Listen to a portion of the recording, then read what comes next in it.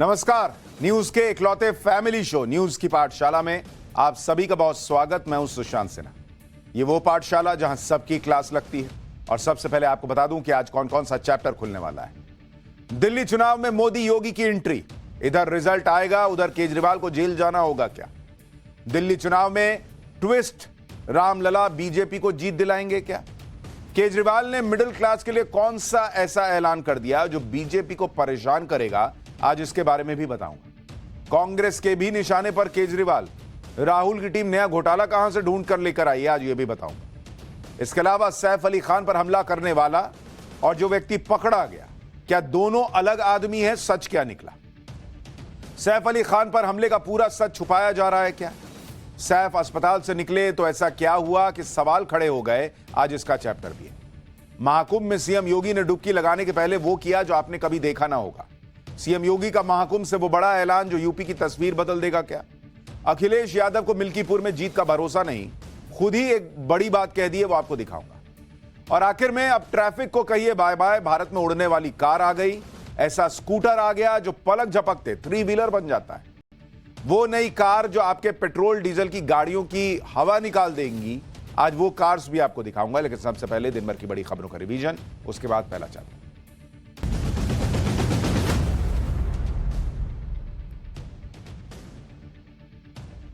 महाराष्ट्र के जलगांव में आज बड़ा ट्रेन हादसा हुआ। लखनऊ से मुंबई जा रही पुष्पक एक्सप्रेस में आग लगने की अफवाह फैली। इस दौरान किसी यात्री ने चेन पुलिंग कर दी। ट्रेन रुकने पर घबराए यात्री बगल से गुजर रहे दूसरे रेलवे ट्रैक पर कूद गए।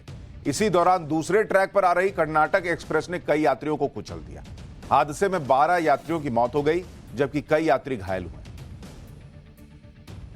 दिल्ली दंगों के मुख्य आरोपी ताहिर हुसैन को सुप्रीम कोर्ट से राहत नहीं मिली। ताहिर हुसैन के अंतरिम जमानत के मामले में सुप्रीम कोर्ट की बेंच ने चीफ जस्टिस की बेंच के पास भेज दिया। अंतरिम जमानत पर 2 जजों का अलग अलग फैसला होने की वजह से मामला टल गया। जस्टिस पंकज मित्तल ने अंतरिम जमानत को खारिज किया, वहीं जस्टिस अमानतुल्लाह ने ताहिर को अंतरिम जमानत दी। ताहिर हुसैन ने दिल्ली में प्रचार के लिए जमानत मांगी है। ताहिर हुसैन को एआईएमआईएम ने दिल्ली की मुस्तफाबाद सीट से टिकट दिया है। उपराष्ट्रपति जगदीप धनखड़ ने यूसीसी और डेमोग्राफी चेंज पर बड़ा बयान दिया है। कई राज्यों में डेमोग्राफी चेंज को उन्होंने राष्ट्रवाद के लिए गंभीर खतरा बताया। उपराष्ट्रपति ने कहा कि जनसंख्या विस्फोट और धर्म परिवर्तन की योजनाबद्ध कोशिशें गंभीर खतरे के रूप में उभर रही हैं। इसके अलावा उपराष्ट्रपति ने यूसीसी को लागू करने की वकालत की और बताया कि यूसीसी तो संविधान के डायरेक्टिव प्रिंसिपल्स में है भाई, जो संविधान में लिखा है उसका कैसे विरोध हो सकता है। आयकर विभाग ने फिल्म पुष्पा 2 के डायरेक्टर सुकुमार के घर और ऑफिस पे रेड की है और इसी तरह फिल्म गेम चेंजर के डायरेक्टर के ऑफिस और घर पर छापे डाले गए। सूत्रों के हवाले से खबर यह है कि छापेमारी इसलिए की गई ताकि यह पता लगाया जा सके कि क्या प्रोडक्शन कंपनी ने टैक्स भरने में कोई कोताही बरती है। पुष्पा 2 और गेम चेंजर जैसी फिल्मों से कमाई हुई वो आयकर विभाग के रडार पर है। आज अंग्रेजी कैलेंडर के मुताबिक श्री राम मंदिर की प्राण प्रतिष्ठा का 1 साल पूरा हो गया। इस मौके पर अयोध्या में प्रभु श्री राम के मंदिर और हनुमानगढ़ी में भक्तों का सैलाब उमड़ा। अयोध्या में जगह जगह मंदिरों में सुंदरकांड और रामचरितमानस के पाठ हुए। हालांकि हिंदू कैलेंडर के मुताबिक राम मंदिर प्राण प्रतिष्ठा की वर्षगांठ 11 जनवरी से 13 जनवरी तक मनाई गई।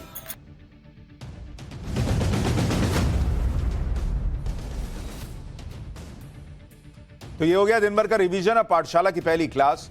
दिल्ली चुनाव में मोदी योगी की एंट्री, इधर रिजल्ट आएगा उधर केजरीवाल को जेल जाना पड़ेगा क्या। दिल्ली चुनाव में ट्विस्ट, रामलला बीजेपी को जीत दिलाएंगे क्या। केजरीवाल ने मिडिल क्लास के लिए कौन से ऐसे ऐलान किए जो बीजेपी को परेशान करेंगे। कांग्रेस के भी निशाने पर केजरीवाल, राहुल की टीम नया घोटाला ढूंढ कर लाई है क्या। अब सबसे पहले इसका चैप्टर।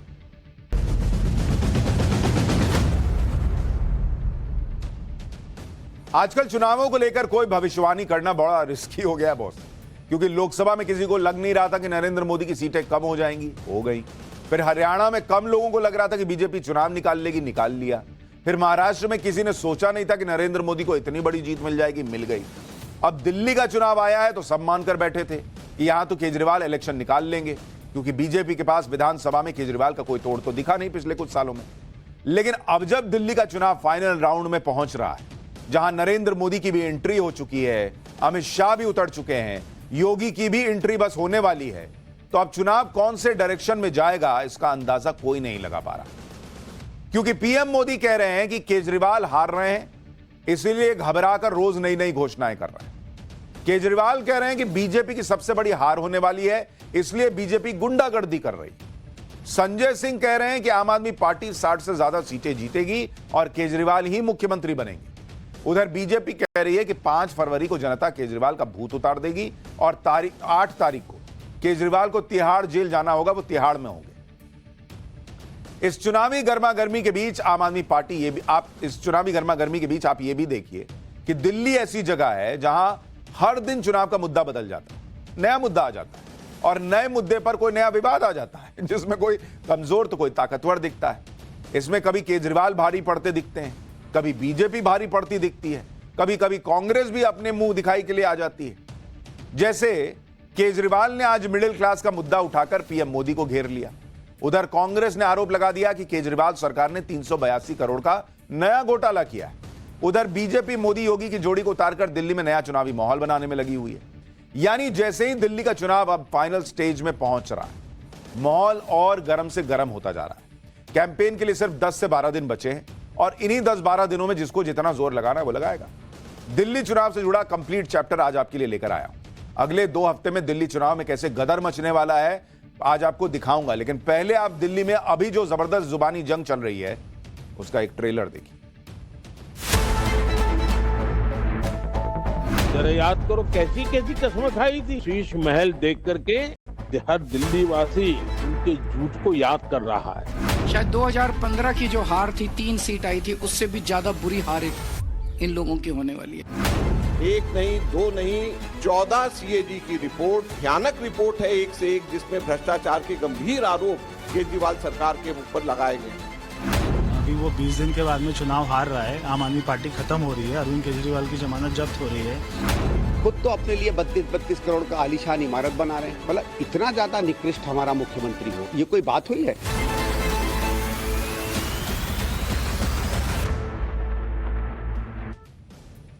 दिल्ली इलेक्शन के फाइनल राउंड में नरेंद्र मोदी की एंट्री ने इलेक्शन को नेक्स्ट लेवल पर पहुंचा दिया।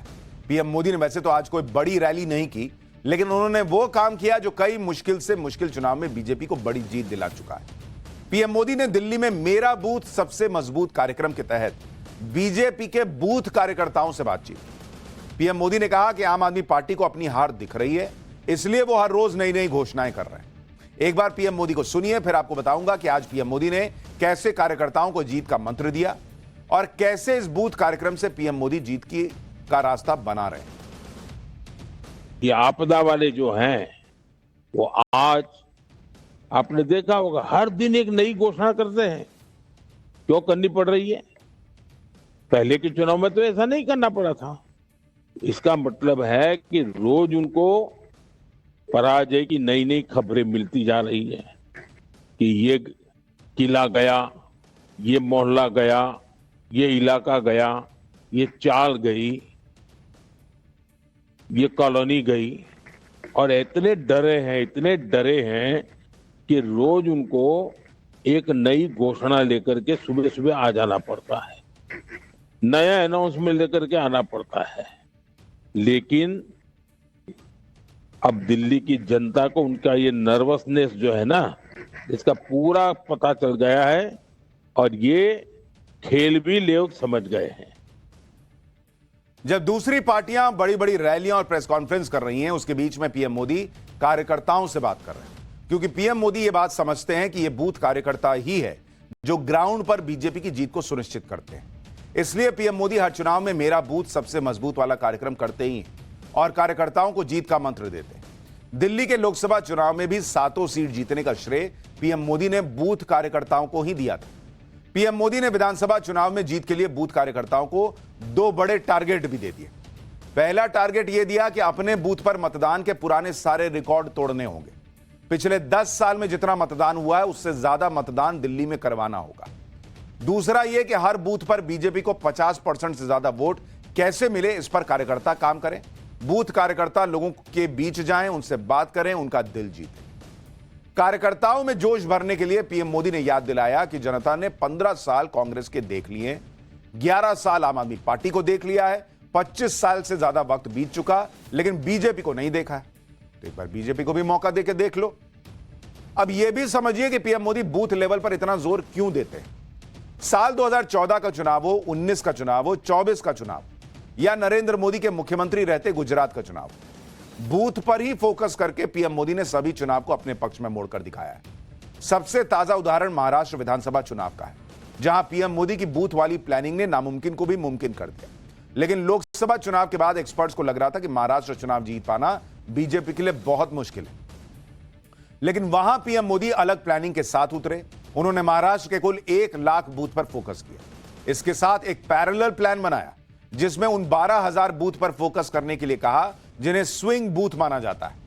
यही स्विंग बूथ महाराष्ट्र विधानसभा में जीत और हार तय करते हैं। पीएम मोदी ने बीजेपी के बड़े बड़े नेताओं को इन बूथ पर भेजना शुरू किया, सोशल मीडिया की बड़ी टीम को लगाया और इन बूथ पर लगातार वोटर से संपर्क किया गया, जिसकी वजह से जो 149 सीट पर लड़ रही थी उसने 132 सीट जीत ली और उसका स्ट्राइक रेट 89% का रहा।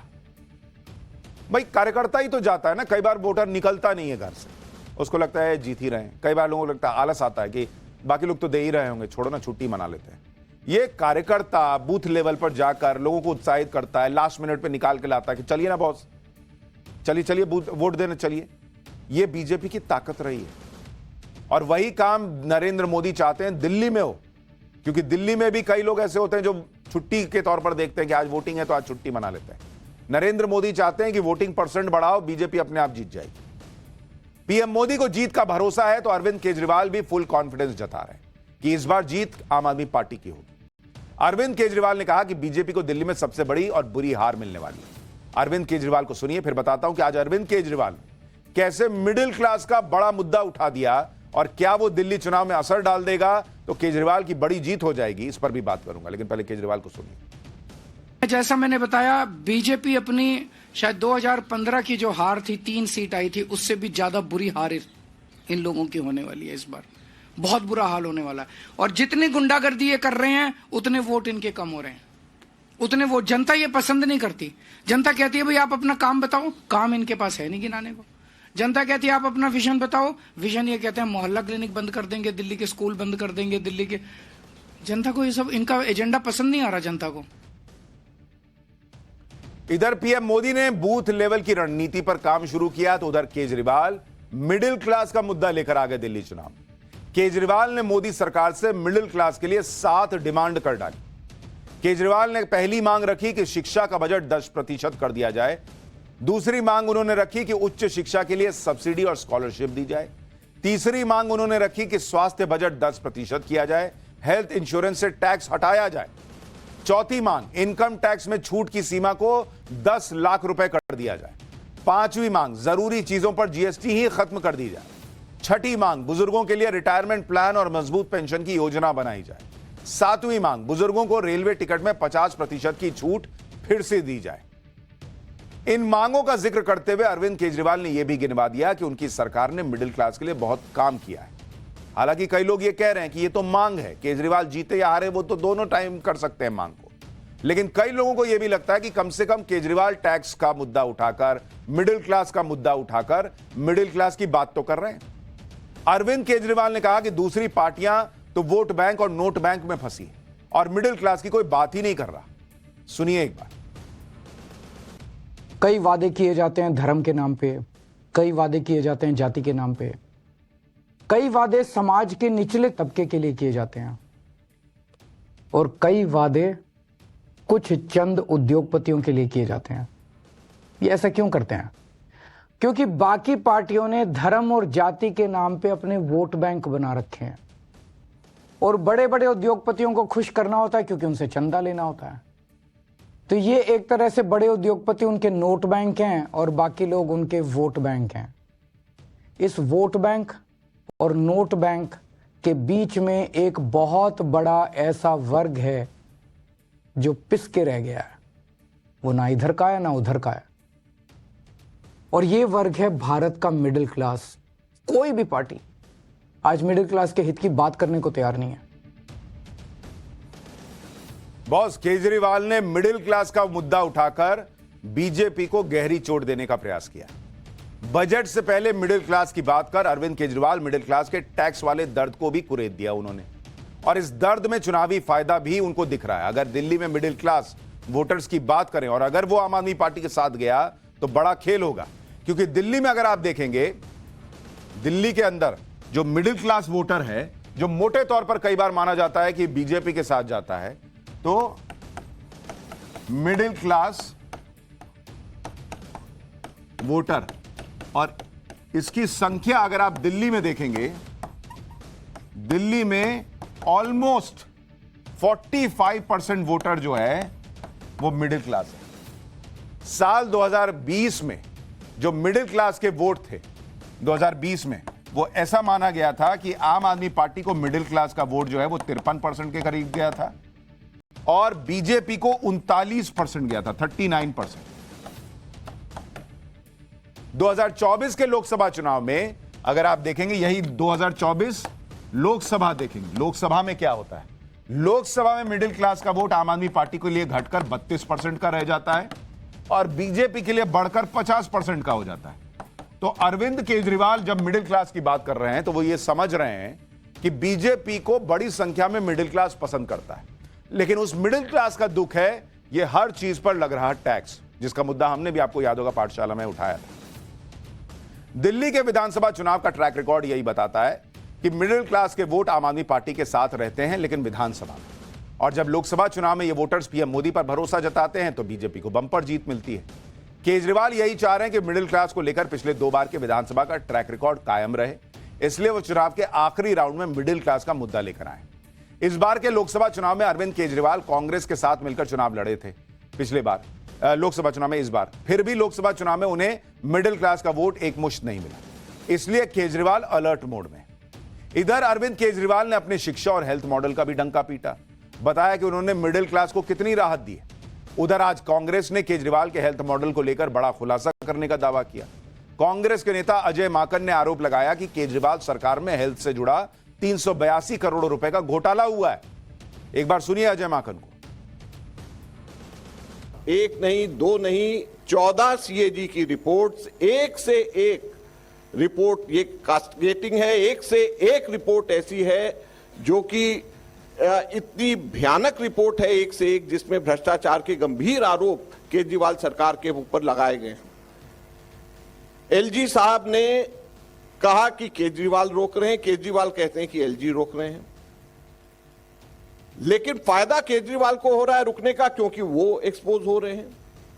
तो आज हम उन्हीं केजरीवाल से पूछना चाहते हैं कि आप हमें यह बताएं कि ये भ्रष्टाचार के से भरे हुए पन्ने, जिसको एक ऐसे ही एक पन्ने को 14 में से एक जो कि हेल्थ के मुतल्लिक है, जिसके अंदर मैंने ये देखा और पाया 382 करोड़ रुपए का घोटाला केजरीवाल के ऊपर सीधे सीधे इसके अंदर है। बॉस, कांग्रेस की बात की, आज की डेट में क्या वैल्यू रह गई? अगर केजरीवाल घोटाला करते, ये लोग ऐसे ही शराब घोटाला लेकर आए थे, उसके बाद ये लोग इंडी गठबंधन बनाए और उसमें केजरीवाल को साथ लेकर आए, फिर केजरीवाल जेल गए तो केजरीवाल की गिरफ्तारी का विरोध किया, फिर लोकसभा चुनाव केजरीवाल के साथ मिलकर लड़े, और आज केजरीवाल को हराना है तो कह रहे हैं एक नया घोटाला हुआ है। बॉस, आप पहले मन तो बना लीजिए कि केजरीवाल घोटाला कर रहे हैं कि नहीं कर रहे हैं। आपका जब मन करता है केजरीवाल आपके दोस्त है, जब मन करता है केजरीवाल घोटालेबाज है, देशद्रोही है। अगर केजरीवाल ने घोटाला किया है तो कांग्रेस पार्टी कहे कि इंडिया अलायंस से निकालो केजरीवाल को। इनके बात की क्या वैल्यू है जब ये दोनों तरफ खेल रहे हैं? शुरू से यही लग रहा था कि दिल्ली के चुनाव में आम आदमी पार्टी और बीजेपी के बीच टक्कर है, कांग्रेस तो मैदान में है ही नहीं। लेकिन दिल्ली के चुनाव में कांग्रेस ने अब एक नया गियर लगाया है। कांग्रेस ने इस बार ज्यादा मजबूत कैंडिडेट उतारे हैं। नई दिल्ली सीट पर केजरीवाल की राह मुश्किल करने के लिए संदीप दीक्षित को टिकट दिया। चुनाव में राहुल गांधी सीधे सीधे केजरीवाल को अटैक कर रहे हैं। मोदी और केजरीवाल को एक जैसा बता रहे हैं। दिल्ली कांग्रेस के नेता भी बीजेपी से ज्यादा अरविंद केजरीवाल पर अटैक कर रहे हैं।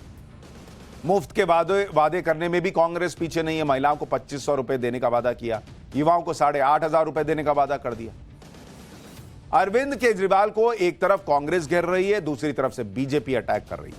पीएम मोदी ने आज अरविंद केजरीवाल के शीश महल को लेकर उन पर फिर से अटैक किया। एक बार पीएम मोदी को सुनिए, फिर बताऊंगा कि दिल्ली के चुनाव में सीएम योगी के उतरने से क्या असर पड़ेगा। जरा याद करो कैसी कैसी कसमें खाई थी, गरीबों को कैसे भ्रमित किया था। आज शीश महल देख करके हर दिल्ली वासी उनके झूठ को याद कर रहा है, उनके फरेब को याद कर रहा है। जनता के साथ किए गए धोखा का ये जीता जागता सबूत है शीश महल। इनके राज में शीश महल में एक एक सामान पानी की तरह पैसा बहाया गया और इसके बाद इन लोगों ने दिल्ली को साफ पानी के लिए तरसा दिया। बीजेपी के लिए दिल्ली का पूरा चुनाव पीएम मोदी के चेहरे और उनकी गारंटी पर टिका है। इसलिए चुनाव के आखिरी राउंड में पीएम मोदी खुद उतरे। आखिरी हफ्ते में उनकी धुआंधार रैलियों का प्रोग्राम तय हो चुका है। कहा जा रहा है कि 29 जनवरी को पीएम मोदी पूर्वी दिल्ली में जनसभा करेंगे और इसके बाद 31 जनवरी को द्वारका में रैली करेंगे। 2 फरवरी को भी जनसभा का प्लान है, इसकी जगह अभी तय होनी बची हुई है। पीएम मोदी के साथ ही दिल्ली चुनाव में यूपी के सीएम योगी आदित्यनाथ की एंट्री का भी प्लान तैयार हो चुका है। योगी आदित्यनाथ कल से दिल्ली में प्रचार शुरू करेंगे। सीएम योगी 4 दिन में ताबड़तोड़ 14 चुनावी रैलियां करने वाले हैं। कल वो दिल्ली में अलग अलग जगहों पर 3 चुनावी सभाएं करेंगे। 28 जनवरी को 4 चुनावी रैली करेंगे। 30 जनवरी को 4 चुनावी सभाएं करेंगे। 1 फरवरी को 3 चुनावी सभाएं करेंगे। यानी दिल्ली चुनाव में मोदी योगी की जोड़ी जो है वो जबरदस्त तरीके से उतरेगी।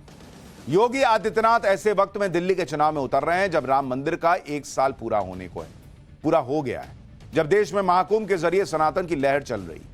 सीएम योगी दिल्ली के चुनाव को भी हिंदुत्व की पिच पर ला सकते हैं। दिल्ली के चुनाव में भी वो बटेंगे तो कटेंगे वाले नारे को लॉन्च कर सकते हैं। अपने बटेंगे तो कटेंगे वाले बयान से सीएम योगी हरियाणा से लेकर महाराष्ट्र के चुनाव में असर डाल चुके हैं।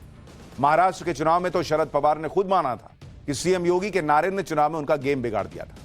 महाराष्ट्र विधानसभा चुनाव में योगी आदित्यनाथ ने बीजेपी के 18 उम्मीदवारों के लिए प्रचार किया था और 18 में से 17 उम्मीदवारों ने जीत दर्ज की थी और महाराष्ट्र में योगी का स्ट्राइक रेट 95% का रहा था। जम्मू कश्मीर विधानसभा चुनाव में योगी आदित्यनाथ ने 4 रैली की थी। चारों सीट पर बीजेपी की जीत हुई, यानी जम्मू में योगी का स्ट्राइक रेट 100%। इसी तरह हरियाणा विधानसभा चुनाव में भी योगी आदित्यनाथ ने 14 सीटों के लिए प्रचार किया, जिसमें 9 पर जीत मिली और वहां योगी आदित्यनाथ का स्ट्राइक रेट 64% था। योगी दिल्ली में प्रचार के लिए हुंकार भरेंगे तो एक बार फिर बटेंगे तो कटेंगे के नारे की गूंज सुनाई दे सकती है। दिल्ली चुनाव में योगी आदित्यनाथ की एंट्री पर जनता की क्या राय है, एक बार आपको वो भी सुनवाता हूं।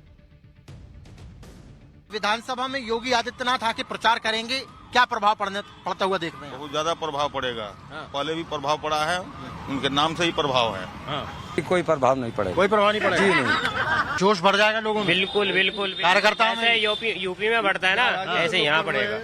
जैसे यूपी में बढ़ता है ना, ऐसे यहाँ पे यहाँ पड़ेगा। योगी आदित्यनाथ के आने से कोई प्रभाव पड़ेगा? पड़ेगा। या ऐसे आएंगे बाबा चले जाएंगे? नहीं, पड़ेगा। कैसा प्रभाव पड़ने वाला है? मतलब यहाँ पड़ेगा, बहुत प्रभाव पड़ेगा। ऐसे ही रहेगा, गंदा पानी आएगा तो योगी क्या करेंगे? वो तो आगे चले जाएंगे। समस्या वैसी की वैसी है। कुछ नहीं फर्क पड़ेगा। कोई फर्क नहीं पड़ेगा। काम बोलता है, जो काम करेगा उसका सही है, जो काम नहीं करेगा जब योगी आ जाए कोई आ जाए मतलब नहीं। दिल्ली की जनताओं में कोई भी फर्क नहीं पड़ता। दिल्ली की जनता को अपने हुकूक के बारे में पता है। दिल्ली की जनता को, आवाम को ये पता है कि उनसे किससे फायदा है, किनसे सिक्योरिटी है, यहाँ पर उनके आने से कोई फायदा होगा। और हमारा वोट जो है, हम देखो ये लोकतंत्र है, इसमें कोई किसी को भी वोट दे सकता है, कोई कांग्रेस को दे, कोई भारतीय जनता पार्टी को दे। जहाँ तक चुनाव की बात है तो उनका दिल्ली में तो कोई इतना खास प्रभाव नहीं है। प्लस दिल्ली के अंदर जो आपके केजरीवाल हैं, उनका काम जो होता है वो तो सभी को मालूम है। दिल्ली में योगी की एंट्री और राम मंदिर के 1 साल पूरा होने का माहौल, इन सब से बीजेपी को दिल्ली में बड़ी उम्मीदें हैं।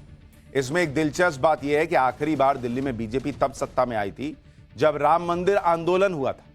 साल 1993 में राम मंदिर आंदोलन की दिल्ली में बीजेपी की जीत में अहम भूमिका रही।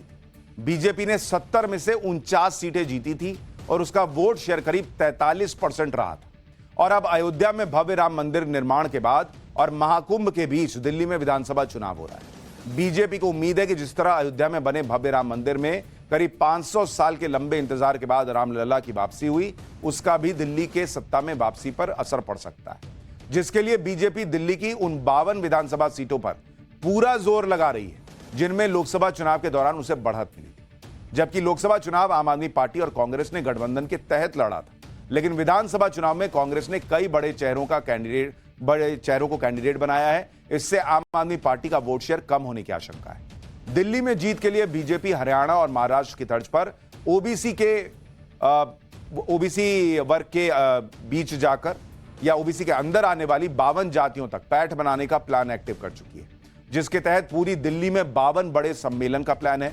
इसके अलावा एससी बहुल 30 विधानसभा सीटों पर आरएसएस पहले ही मोर्चा संभाल चुका है।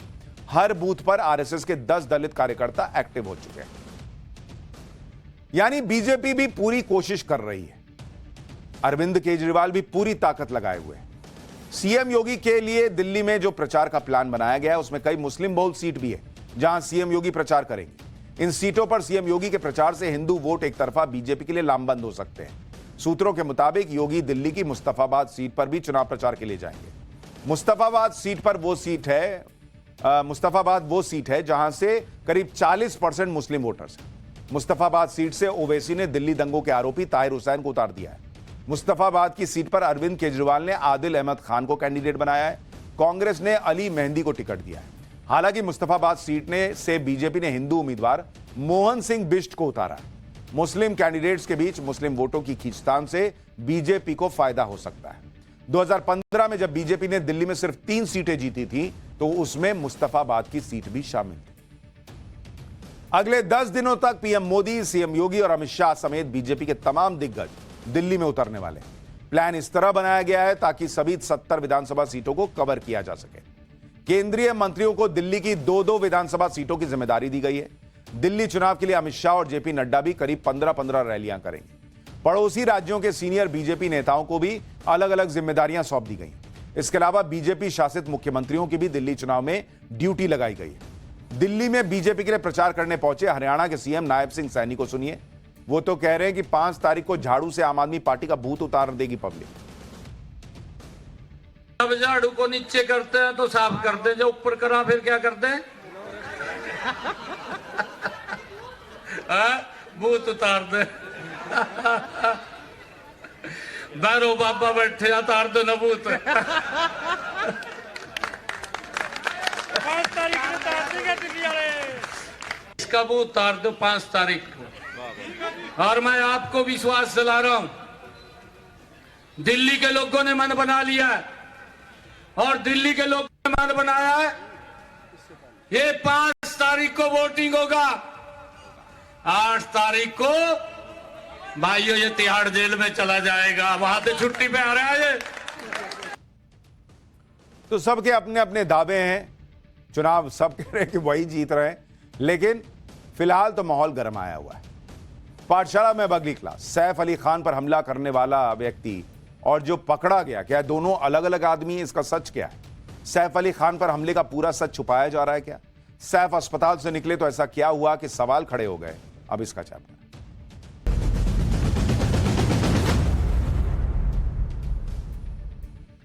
एक्टर सैफ अली खान पर आधी रात को हुए हमले के 6 दिन बीत चुके हैं।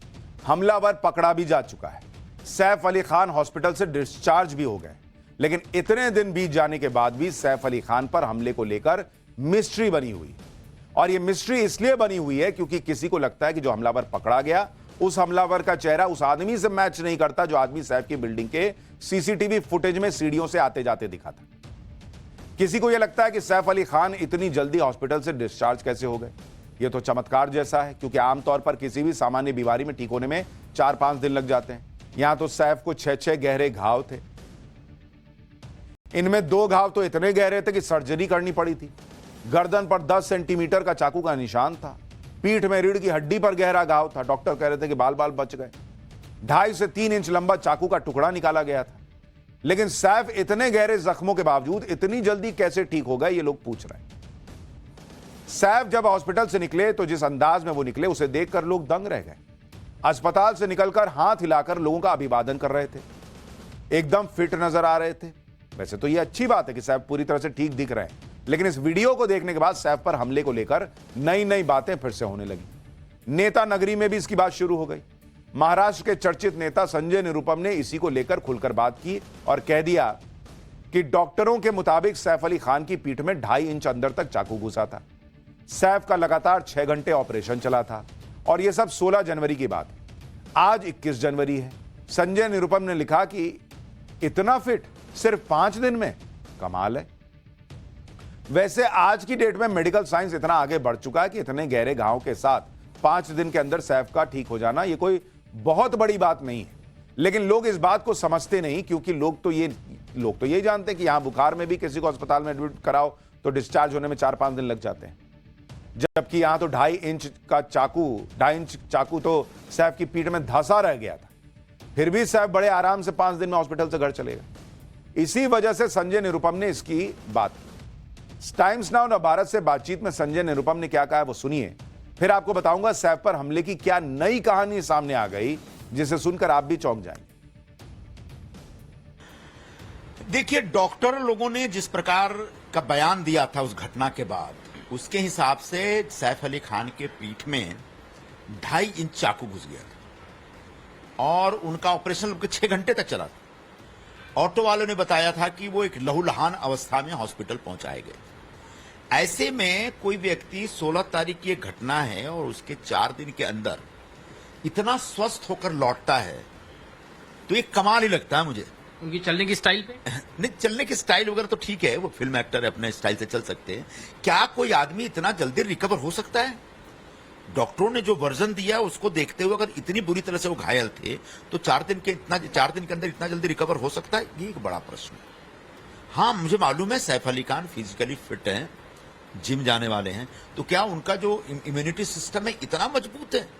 इस सवाल का जवाब डॉक्टरों को भी देना पड़ेगा, मेडिकल सेक्टर को भी देना पड़ेगा। क्या हमारे मेडिकल सेक्टर में इतनी तरक्की हो गई कि 4 दिन के अंदर आदमी इतना स्वस्थ हो सकता है? संजय निरुपम जो बात कर रहे हैं वो बात किसी के भी दिमाग में आ सकती है कि सैफ अली खान पर इतना बड़ा हमला हो गया, 5 दिन के अंदर पूरी तरह से फिट कैसे हो गए। अब भले ही ये मेडिकल साइंस में मुमकिन है, लेकिन कुछ लोगों के मन में जो डाउट है वो डाउट इसलिए है क्योंकि सैफ अली खान पर हमले के मामले में पहले दिन से ही रहस्य बना हुआ है। हर दिन यह रहस्य गहरा जाता है, हर दिन नई थ्योरी सामने आती है और यह सब अब तक चल रहा है। लोग इसलिए इन कॉन्स्पिरेसी थ्योरीज की बात करने लगते हैं क्योंकि लोगों को लगता है कि सैफ अली खान इतने बड़े एक्टर हैं, इतने पैसे वाले हैं, उनके घर में दसियों नौकर चाकर होंगे, फिर भी एक आदमी उनके घर में घुस जाता है, सैफ को चाकू मार देता है, भाग भी जाता है। यह सब कैसे हो गया? और फिर सैफ को ऑटो में अस्पताल जाना पड़ता है। इसलिए लोगों को सैफ के घर पर हमले की कहानी हजम नहीं हो रही। ये बातें पहले दिन से ही हो रही हैं कि सैफ के घर में इतने लोग थे, किसी को क्या भनक तक नहीं लगी कि कोई उनके घर में आ गया है और सैफ को चाकू मारकर चला गया। लेकिन अब ये नई बातें पता चल रही हैं कि हो सकता है कि सैफ के घर के नौकरों में ही किसी का कोई खेल हो, क्योंकि टाइम्स नाउ भारत को मुंबई पुलिस के सूत्रों से पता चला है कि मुंबई पुलिस को सैफ के स्टाफ में शामिल 4 मेल सर्वेंट्स की भूमिका पर शक है। सूत्रों के मुताबिक ये चारों मेल सर्वेंट्स सैफ पर हमले के वक्त घर में मौजूद थे। सूत्रों ने खुलासा किया कि चारों मेल सर्वेंट्स ने सैफ को बचाने की कोशिश नहीं की। शोर शराबे की आवाज सुनकर एक मेल सर्वेंट जो है वो छिप गया, जबकि बाकी तीनों ने भी सैफ को बचाने की कोशिश नहीं की। इस खुलासे की पुष्टि सैफ के बेटे जहांगीर की केयरटेकर नर्स एलियामा फिलिप के उस बयान से भी होता है जो सैफ पर हमले के वक्त सैफ के घर पर ही मौजूद थी। उसने ही हमलावर को सबसे पहले देखा था। धक्का मुक्की के दौरान हमलावर ने नर्स फिलिप को भी ब्लेड से मारने की कोशिश की थी, जिससे उनकी कलाई और उंगलियों पर चोटें आई। एलियामा फिलिप ने पुलिस को जो बयान दिया उसकी एक्सक्लूसिव डिटेल्स नवभारत को पता चली। एलियामा फिलिप ने अपने बयान में उन चारों मेल सर्वेंट्स की भूमिका का जिक्र किया जो हमले के वक्त सैफ के घर में मौजूद थे। नर्स फिलिप ने बयान में बताया कि हमले के वक्त सैफ के घर पर कुल 7 हाउस हेल्प मौजूद थे, जिनमें 3 महिला और 4 पुरुष थे। हमलावर ने जब सैफ पर चाकू से हमला किया तो तीनों महिला हाउस हेल्प चिल्लाने लगी। एक महिला केयरटेकर जहांगीर को लेकर कमरे से बाहर भागने में सफल रही। महिला केयरटेकर ने पास में सो रहे रमेश, हरी, रामू और पासवान को जगाया। एक पुरुष कर्मचारी घर के अंदर छिप गया। 3 ने कोई प्रतिक्रिया ही नहीं दी।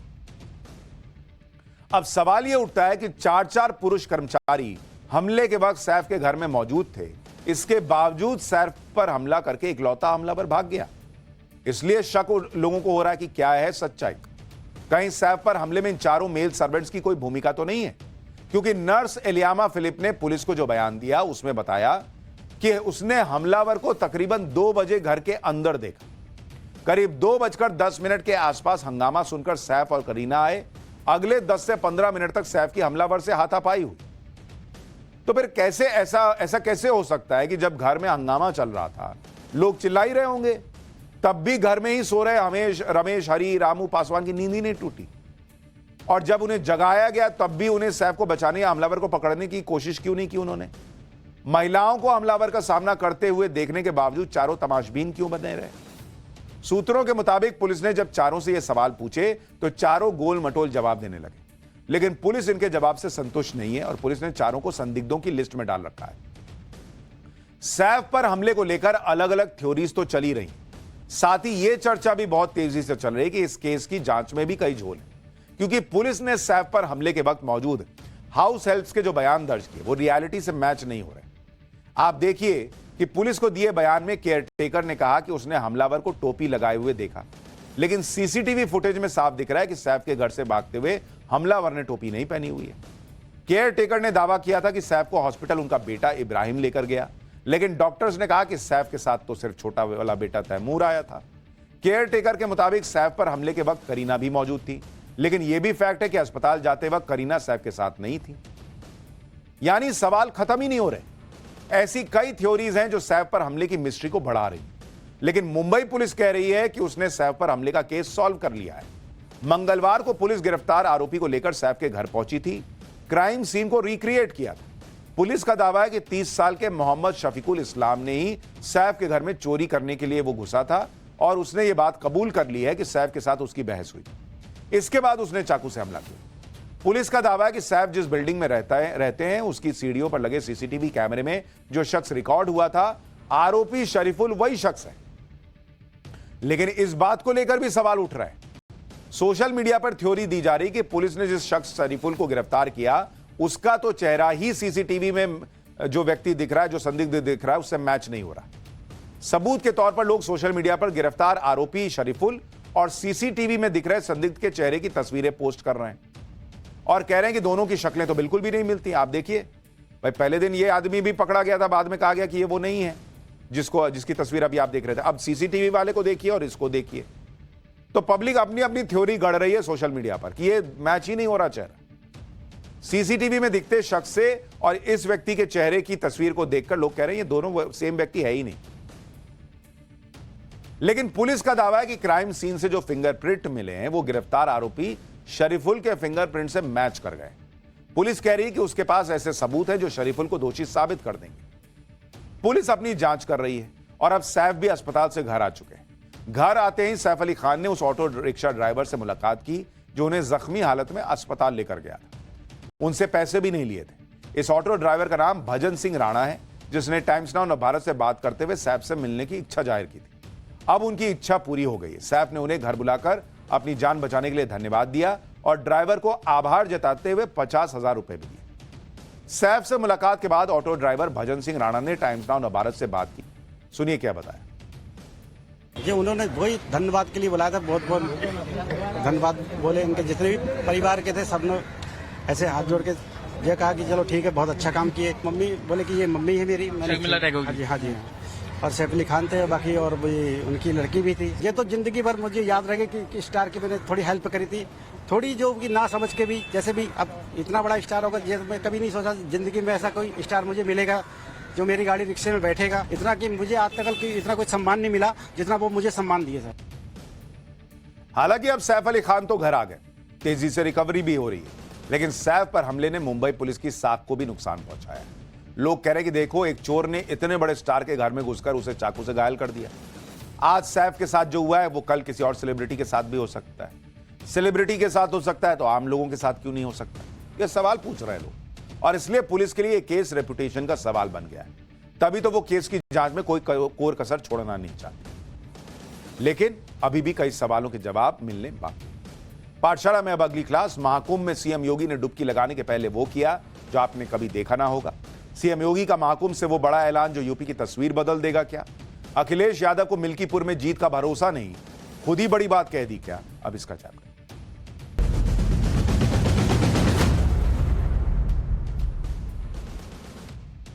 प्रयागराज में चल रहे महाकुंभ की इस समय देश दुनिया में चर्चा हो रही है। यूपी के मुख्यमंत्री योगी आदित्यनाथ ने महाकुंभ के भव्य आयोजन में कोई कसर नहीं छोड़ी। योगी आदित्यनाथ खुद महाकुंभ का दौरा करते रहते हैं। सीएम योगी बारीक से बारीक डिटेल देख रहे हैं। कहीं कोई गड़बड़ी हो तो मौके पर पहुंच जाते हैं। सीएम योगी के लिए महाकुंभ सिर्फ एक आयोजन नहीं बल्कि उत्तर प्रदेश को नए अंदाज में पेश करने का मौका भी है। आज तो सीएम योगी ने महाकुंभ में अपनी पूरी कैबिनेट उतार दी। महाकुंभ में ही योगी कैबिनेट की बैठक भी हुई जिसमें कई बड़े बड़े फैसले हुए। ये वो फैसले हैं जिनसे पूरे प्रदेश में इंफ्रास्ट्रक्चर का तेजी से विकास होगा। लेकिन चर्चा तो इन तस्वीरों की हो रही है। महाकुंभ में कैबिनेट बैठक करने के अलावा सीएम योगी और सारे मंत्रियों ने त्रिवेणी में स्नान भी किया और इस दौरान सीएम योगी का वो अंदाज दिखाई दिया जो पहले कभी नहीं देखा होगा आपने। सीएम योगी अपनी पूरी कैबिनेट के साथ स्नान करते दिखे। इधर यूपी में मिल्कीपुर चुनाव को लेकर भी माहौल गर्म हो रहा है। अखिलेश यादव मिल्कीपुर में जीत का दावा कर रहे हैं लेकिन कंडीशन के साथ। अखिलेश यादव महाकुंभ में योगी कैबिनेट की बैठक पर भी सवाल उठा रहे हैं। कुल मिलाकर यूपी में अलग ही लेवल का माहौल दिख रहा है। सनातन और राजनीति का गजब का मिक्स चल रहा है। आपको महाकुंभ और यूपी की राजनीति से जुड़ी सारी अपडेट आज बताऊंगा। उससे पहले एक झलक देखिए कि सीएम योगी ने आज महाकुंभ पहुंचकर कैसे सनातन के सबसे बड़े पर्व को एंजॉय किया और क्या क्या किया।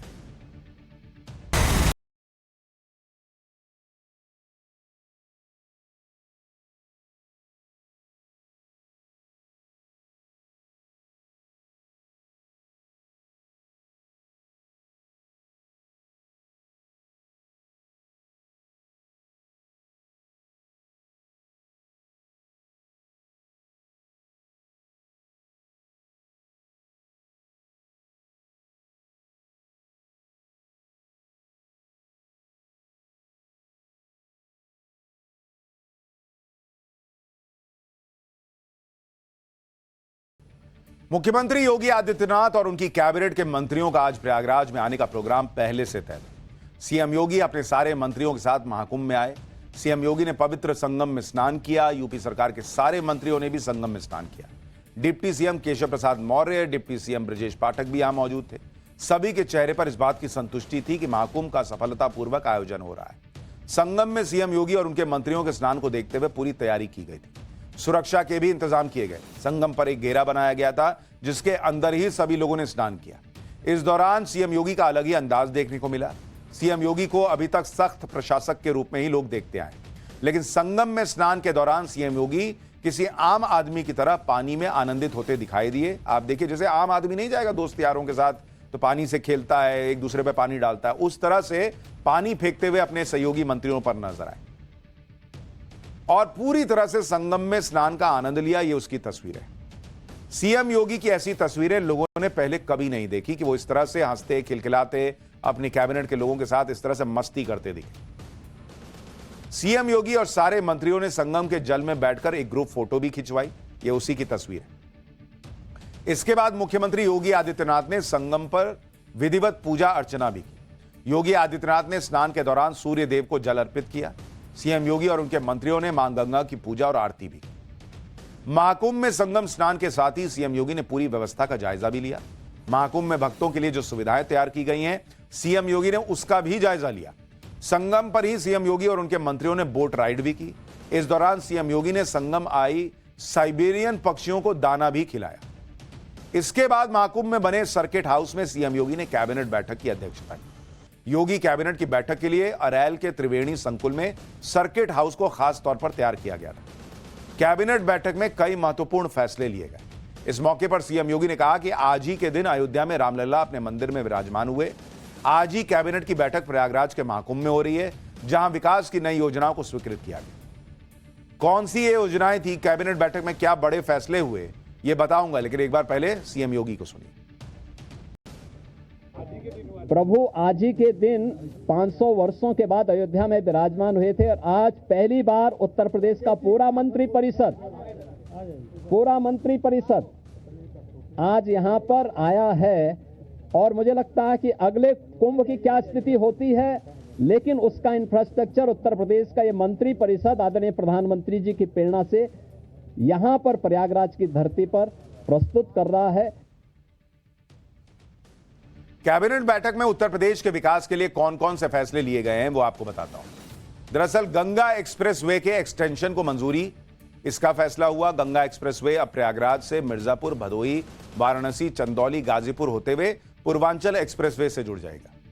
प्रयागराज में यमुना पर नया पुल और गंगा पर 4 लेन पुल बनेगा। प्रयागराज, वाराणसी और आगरा नगर निगम का बॉन्ड जारी होगा।